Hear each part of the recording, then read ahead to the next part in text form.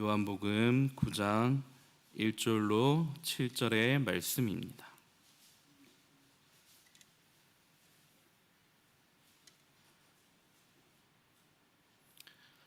우리 한 절씩 교독하겠습니다. 예수께서 길을 가실 때 날 때부터 맹인된 사람을 보신지라.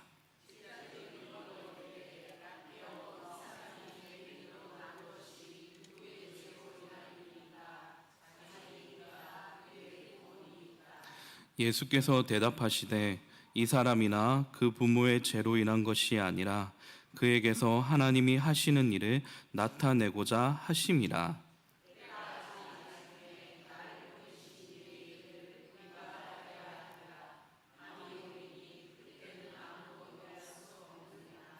내가 세상에 있는 동안에는 세상의 빛이로라.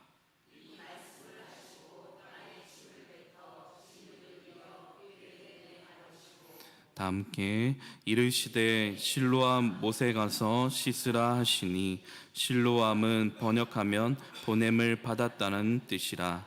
이에 가서 씻고 밝은 눈으로 왔더라. 아멘. 이인남 전도에 나오셔서 특송하시겠습니다.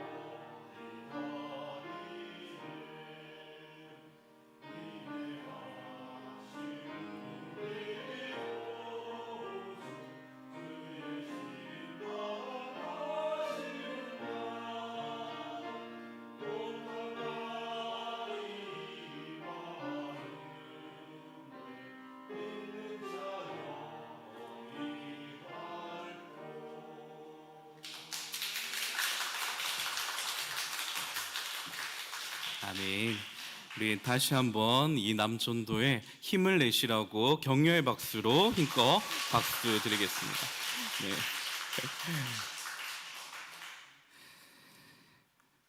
예수님께서는 3년의 공생애 중 수많은 기적을 행하셨습니다. 오늘 본문은 우리가 지금까지 계속 살펴보고 있는 요한복음에 기록된 7가지 표적 시리즈 중 6번째 표적입니다. 날 때부터 소경된 자의 눈을 뜨게 하신 놀라운 사건입니다. 그러나 이 사건은 단순한 치유의 기적을 넘어 예수님의 사랑의 눈과 복음의 진리를 드러내는 표적입니다. 예수님은 신체의 일부니 이 눈의 중요성을 강조하십니다. 마태복음 7장 22절로 23절의 말씀에 보니 눈은 몸의 등불이니 그러므로 내 눈이 성하면 온몸이 밝을 것이요 눈이 나쁘면 온몸이 어두울 것이니 그러므로 내게 있는 빛이 어두우면 그 어두움이 얼마나 하겠느뇨. 흔히 눈을 제2의 심장이라고도 말합니다. 그리고 마음의 창이라고 말합니다. 고대 철학자들은 눈에서 영혼이 들어갔다 나왔다 출입하는 문이라고 말합니다. 그만큼 눈이 중요하다라는 거예요. 그만큼 우리의 눈이 보배라는 것입니다. 사람이 화가 나거나 스트레스를 받으면 몸에서 가장 먼저 반응하는 곳이 어디입니까? 바로 눈입니다. 눈을 보면 오늘 그 사람의 상태를 짐작할 수 있다라는 거예요.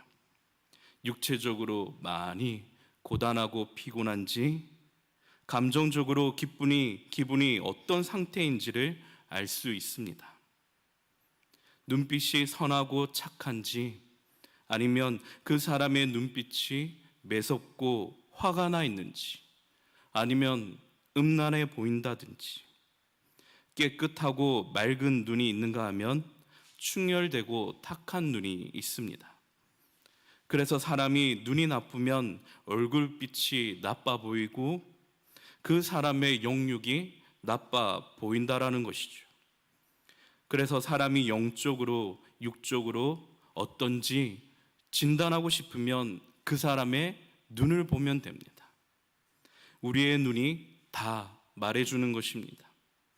오늘 이 시간 우리 옆에 분에게 세상에서 가장 상냥하고 친절하고 사랑스러운 눈빛으로 3초간 발사하시기를 바랍니다. 옆에 분에게 이렇게 축복하시기를 바랍니다. 당신이 있어 힘이 됩니다.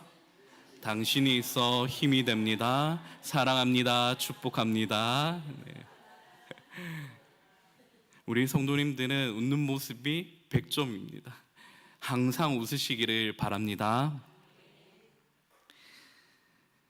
그러나 유대인들에게 있어 이 눈은 욕심 또는 탐심을 상징합니다. 창세기 3장 6절의 말씀에 보니 여자가 그 나무를 본즉 먹음직도 하고 보암직도 하고 지혜롭게 할 만큼 탐스럽기도 한 나무인지라 여자가 그 실과를 따먹고 라고 말씀합니다. 하와는 뱀의 강교의 유혹에 그만 넘어갔습니다. 그리고 동산 중앙에 있던 그 실과를 바라보며 먹음직도 하고 보암직도 하였습니다. 곧 욕심이 들어간 것입니다. 사무엘하 11장 2절의 말씀에 보니 저녁 때에 다윗이 그 침상에서 일어나 왕궁 지붕 위에서 거닐다가 그곳에서 보니 한 여인이 목욕을 하는데 심히 아름다워 보이는지라. 이미 다윗에게는 많은 아내가 있었지만 유독 그날 밧세바가 모욕하는 장면을 목격하고 그 안에 음욕이 들어왔습니다. 밧세바를 취해야 되겠다는 탐심이 들어온 것입니다. 그리고 그의 남편인 우리아 장군을 죽일 생각까지, 살인까지 꾸미게 된 것이죠. 성도 여러분, 죄로 타락한 온 인류가 보는 눈, 이 피조 세계를 바라보는 우리의 시각이 과연 옳습니까? 틀리다라는 것입니다. 불완전하다라는 거예요. 지금도 세상은 다양한 시각으로 사물과 사람을 보고 민족과 나라를 보며 옳다, 그르다, 우열을 나눕니다. 내가 보기에 좋다, 옳다고 여기면 그것이 곧 진리가 되는 시대라는 거예요. 성도 여러분, 우리는 성경이 말씀하고 예수님이 예라고 말씀하시면 그것이 참된 진리인 줄로 믿습니다. 고린도후서 1장 20절에 하나님의 약속은 얼마든지 그리스도 안에서 예가 되니 그런즉 그로 말미암아 우리가 아멘하여 하나님께 영광을 돌리게 되느니라. 오늘 표적이 일어난 때를 두고 신학자들이 초막절과 수전절, 즉 10월과 12월 사이였을 것으로 추정합니다. 당시 성전과 그 주변에는 수많은 인파가 몰렸을 것입니다. 그런데 예수님은 길에서 만나는 많은 사람들 중에 유독 날 때부터 맹인된 한 사람만 보고 계십니다. 여기서 1절의 말씀에 보니 맹인된 사람을 예수님이 보신지라, 여기서 보다라는 헬라어 동사 에이돈에는 세 가지 의미가 있습니다. 그 첫 번째는 시각적인 면에서 어떤 대상을 보는 것입니다. 우리가 눈으로 보는 것입니다. 하나님이 창조하신 이 모든 세계를 우리가 눈으로 보고 확인하는 것입니다. 푸르는 산청과 초목, 밀려오는 파도에 부서지는 포마를 보며 우리는 감동하는 것이죠. 그리고 두 번째 의미로는 내면적인 면에서 보다라는 것입니다. 주목하고 지켜보다. 심어놓은 나무와 가꾸는 수많은 꽃들 중에는 유독 손이 가고 눈이 가는 게 있거든요. 특별히 예뻐 보이는 것이 있습니다. 사람도 마찬가지입니다. 교회 안에서 한 지체를 바라봤을 때 그 지체에게 가장 필요한 것이 무엇일까?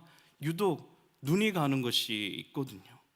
그리고 교회에서 이 부분이 정말 필요하다라고 여겨지는 부분이 다른 사람들은 보이지가 않는데 유독 나의 눈에는 보이는 것이 있거든요. 그래서 그것을 주목하다, 지켜보다. 세 번째 의미로서는 사교적인 면에서 누군가와 시간을 보낸다라는 의미입니다. 우리가 사랑과 관심이 없으면 어떠한 사람과 오랜 시간을 보낼 수 없을 것입니다. 예수님은 길 가시다가 우연히 한 맹인을 본 것이 아닙니다. 이미 예수님은 오래전부터 관심을 갖고 그를 주목하셨습니다. 그는 예수님이 누구신지를 모르지만 예수님은 이미 그의 모든 것을 아십니다. 그가 예수님을 찾은 것이 아닙니다. 예수님이 먼저 그를 찾으셨습니다. 그는 내일에 대한 소망과 기대가 전혀 없었지만 예수님은 그를 향한 계획과 뜻이 있으십니다.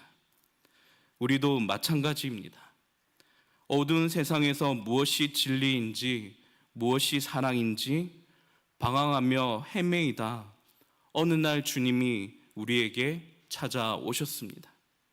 우리는 영이신 하나님을 만질 수도 볼 수도 알 수도 없지만 예배 가운데 성령 하나님이 우리에게 오셔서 우리의 닫힌 눈을 열어주셨고 닫힌 귀를 열어주셨으며 우리의 닫힌 마음을 열어주셨습니다. 우리가 삶에 지쳐 주님을 보지 못할 때에도, 우리가 어떠한 일로 인해 낙심 가운데 주님을 보지 않을 때에도 주님은 항상 우리를 보고 계십니다. 이것이 은혜라는 거예요. 삶에 지쳐 주님을 보지 못할 때에도, 우리가 낙심 가운데 주님을 보지 않을 때에도 주님은 항상 우리를 보고 계십니다. 주님은 변함없이 사랑의 눈으로 나를 보고 계신다. 주님은 나를 향한 선한 뜻과 계획이 있으신 분이시다. 이것을 항상 기억하시길 바랍니다. 성도 여러분, 만약 여러분의 자녀가 날 때부터 선천적인 장애가 있다면 여러분은 어떻게 하시겠습니까? 여러분은 그것이 저주로 보입니까? 여러분은 그것이 앞이 캄캄한 불행으로 보입니까? 아니면 부모의 죄로 인한 죄값으로 여겨지십니까? 당시 예수님의 제자들이 바로 이 같은 생각을 했다라는 거예요. 오늘 본문 2절의 말씀 함께 읽겠습니다. 제자들이 물어 이르되 랍비여, 이 사람이 맹인으로 난 것이 누구의 죄로 인함이니까? 자기니까? 그의 부모니까? 이것은 평상시 유대인이 장애인을 어떻게 바라봤는지 알 수 있는 질문이라는 거예요. 유대인들의 사고방식에서는 처음부터 정상인으로 나지 않고 태어날 때부터 장애로 난 것이 그가 죄가 많아서 하나님이 그 가정에 벌 내리셨다라고 생각한 것입니다. 제자들은 이미 자신들의 생각이 옳다라고 여기며 답을 내리고 지금 주님께 나와 질문하고 있는 거예요.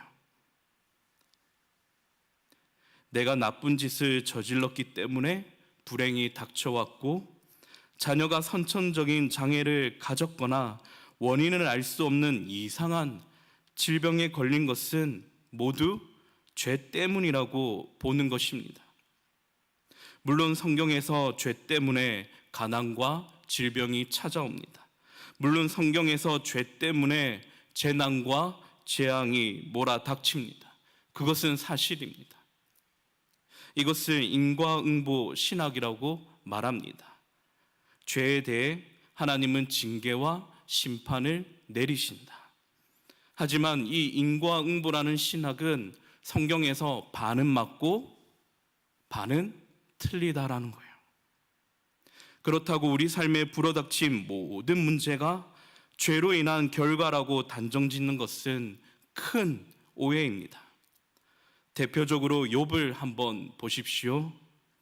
욥은 하루아침에 자녀들과 종들이 모두 죽게 됩니다. 집이 무너집니다. 그 많던 재산이 단번에 사라졌습니다. 곁에 남은 아내마저 그를 저주하고 떠납니다. 욥이 얻은 것은 무엇입니까? 밤새 잠을 자지 못하는 고통입니다.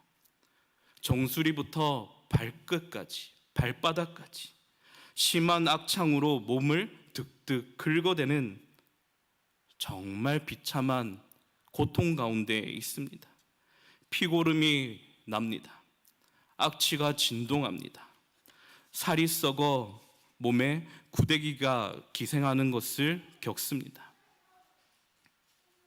욥의 세 친구 엘리바스, 소발, 빌닷 모두 욥이 왜 그와 같은 고통을 겪는지, 왜 그와 같은 재앙을 만났는지 모두가 이렇게 말하는 것입니다. 바로 너가 범죄했기 때문에 하나님이 너를 징계하셨고 심판하셨다. 하나님이 너를 벌 내리셨다라고 말합니다. 그러나 하나님은 욥의 고난, 욥의 불행, 욥의 저주가 세 친구의 말대로 죄 때문이 아니다라고 그들의 말이 틀렸음을 욥기서 마지막 장 42장 7절과 8절에 판결하십니다. 오늘 예수님 또한 지금 제자들이 한 맹인을 바라보는 그들의 시각이 틀렸음을 오늘 3절의 말씀을 통해 단호히 말씀하십니다. 우리 3절 다 함께 읽겠습니다. 예수께서 대답하시되 이 사람이나 그 부모의 죄로 인한 것이 아니라 그에게서 하나님이 하시는 일을 나타내고자 하심이라.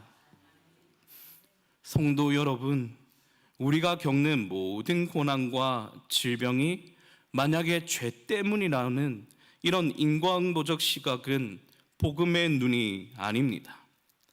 우리가 무조건 죄 때문에 나에게 고난이 찾아왔고 이 죄 때문에 시련이 찾아왔다라고 생각한다면 우리는 벌써 망했어야 될 사람이에요.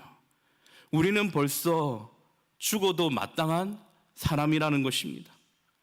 그러나 오래 일체 오래 참으시는 하나님으로 말미암아 우리는 내일에 대한 기대와 소망이 있습니다.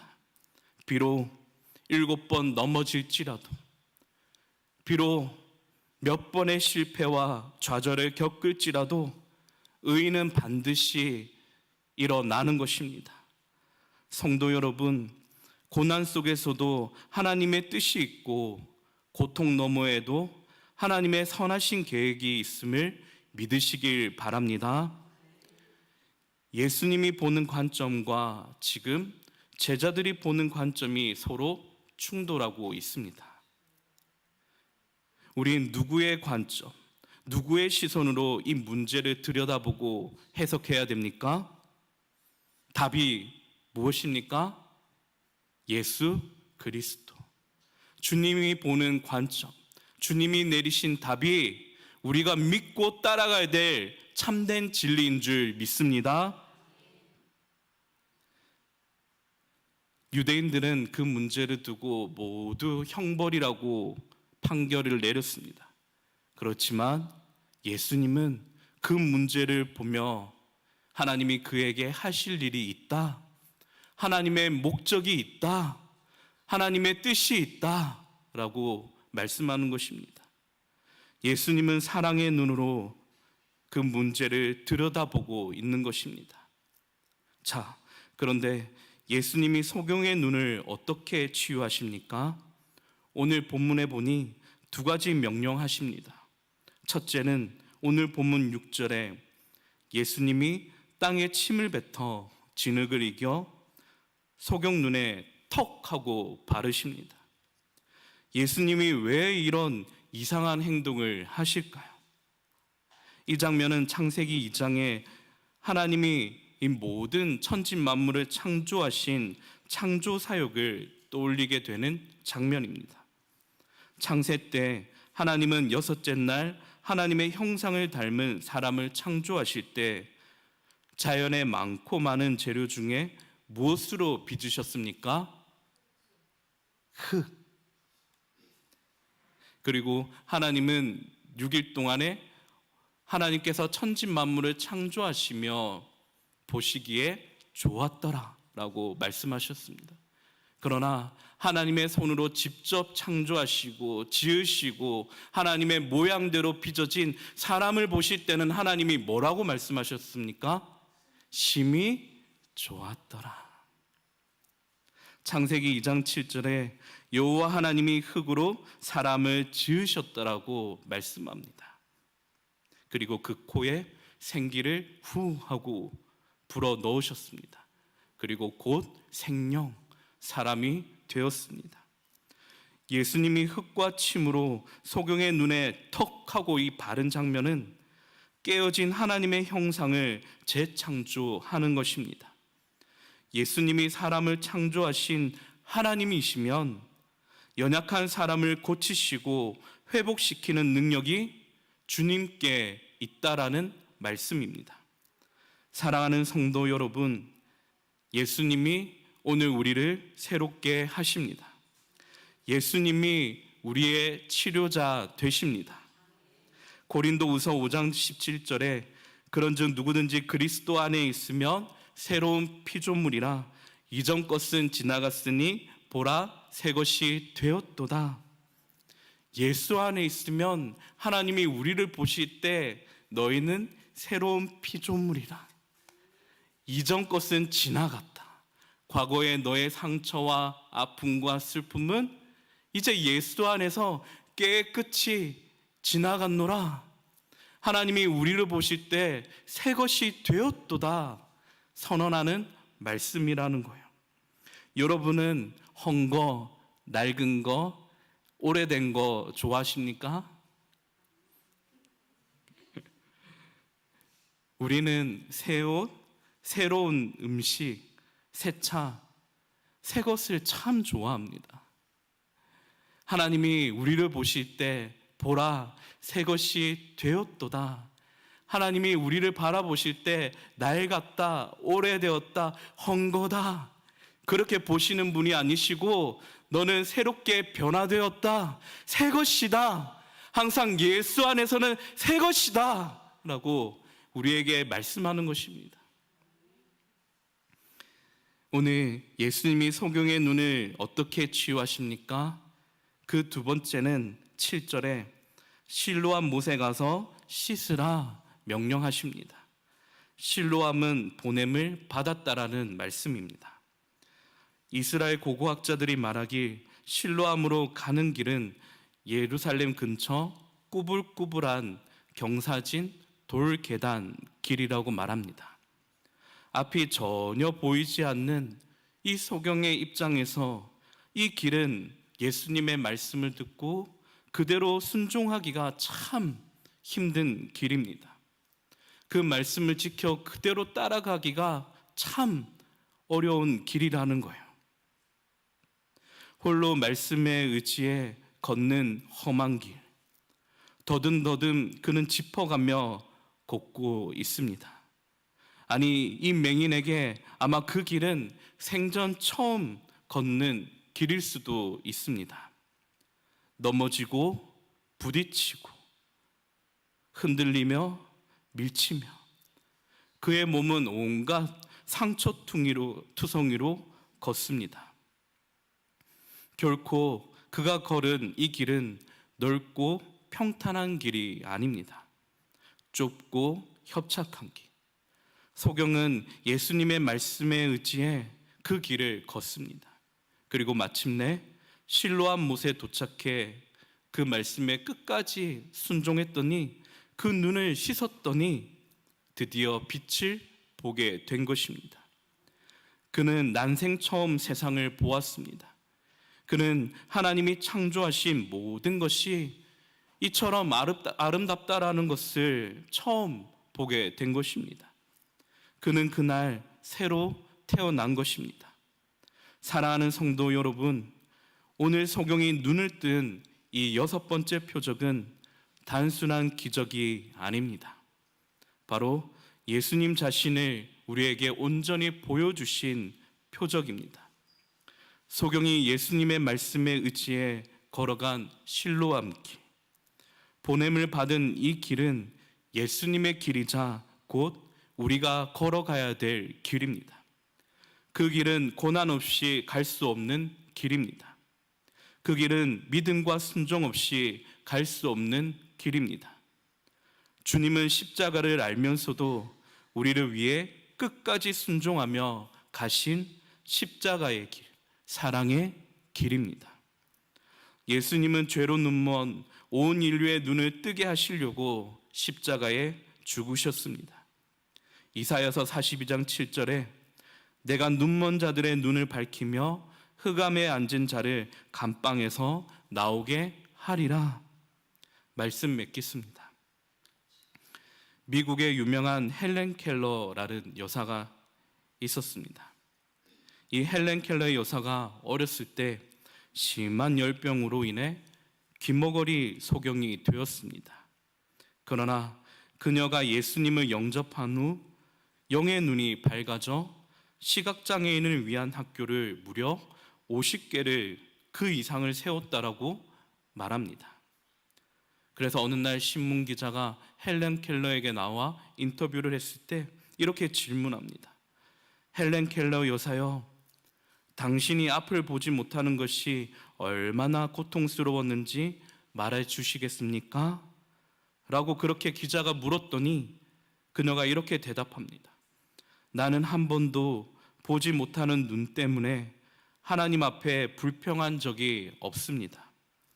못 보는 두 눈 때문에 세상에서 불평하며 하나님을 원망하기보다 하나님을 어떻게 하면 더 잘 섬길까? 어떻게 하면 하나님을 기쁘시게 할까? 이렇게 하나님의 일을 할 수 있다라는 것이 저에게는 감사뿐이었습니다. 예수님은 사람을 죄인으로 규정하지 않으셨습니다. 예수님은 우리를 바라보실 때 너는 죄인이야 라고 말씀하지 않으셨어요. 너는 회복될 존재야. 너는 예수님으로 말미암아 치료될 존재야. 너는 너무나도 존귀한 사람이야. 라고 보시는 것입니다. 예수님은 상황을 비극적으로 정의 내리지 않으셨습니다. 예수님은 하나님의 영광을 나타낼 기회로, 하나님의 목적이 반드시 실현될 기회로 보셨다라는 것입니다. 사랑하는 성도 여러분, 우리는 모두 영적으로 소경되었던 자였습니다. 그렇지만 예수님이 오셔서 우리의 눈을 열어주셨습니다. 남은 인생 사랑의 눈으로 가정과 교회와 세상을 보는 우리 모두가 되었으면 좋겠습니다. 예수님처럼 사랑의 눈으로 옆에 형제, 약한 지체를 바라보며 위로하고 격려하고 돕는 우리 모두가 되기를 바랍니다. 이 시간 말씀